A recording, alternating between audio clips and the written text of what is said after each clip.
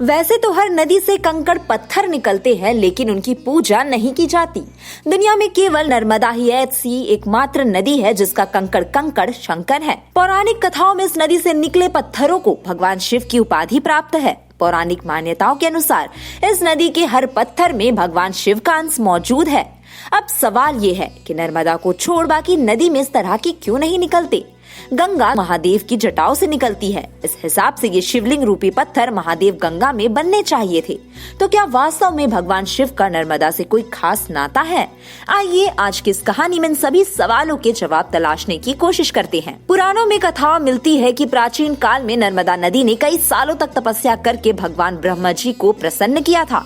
जब उन्होंने नर्मदा से वर मांगने को कहा तो कहते हैं कि उस समय नर्मदा नदी ने ब्रह्मा जी से गंगा के समान पवित्र होने का वर मांग लिया।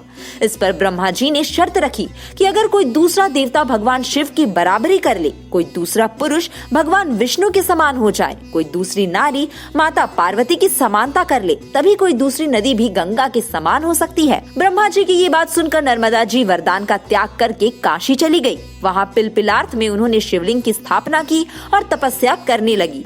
उनकी तपस्या से प्रसन्न होकर भगवान शिव ने वर मांगने को कहा। तब नर्मदा ने कहा कि बस आपके चरणों में मेरी भक्ति बनी रहे। नर्मदा की ये बात सुनकर भगवान शिव प्रसन्न हुए और कहा कि तुम्हारे तट पर जितने भी पत्थर हैं, वे सब मेरे वर से शिवलिंग रूप हो जाएंगे। गंगा में स्नान करने पर शीघ्र पापों का नाश होता है। वहीं यमुना में 7 दिन और सरस्वती में 3 दिन में पापों का नाश हो जाता है।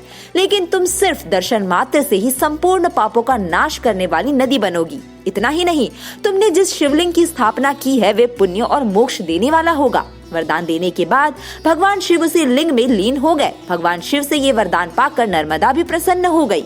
इसी वरदान के चलते नर्मदा नदी का हर कंकड़ शंकर का रूप होता है। यहाँ से निकलने वाले शिवलिंग को नर्मदेश्वर शिवलिंग के रूप में जाना जाता है।